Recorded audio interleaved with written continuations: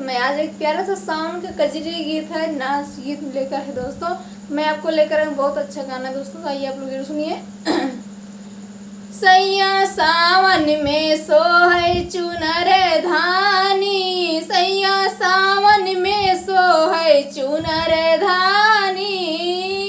चुनरी पहिने हमें सासु लग गईनी, चुनरी पहिना हमें सासु लग गईनी।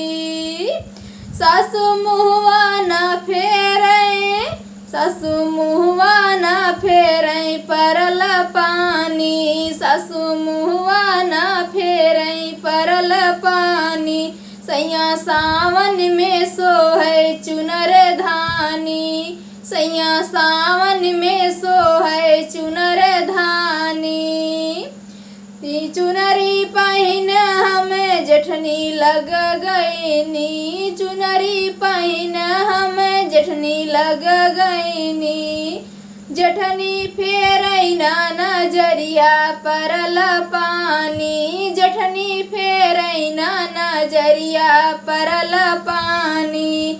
सैया सावन में सोहै चुनर धानी, सैया सावन में सोहै चुनर धानी। चुनरी पहिनद ननंद लग गईनी, चुनरी पहिन ननंद लग गईनी।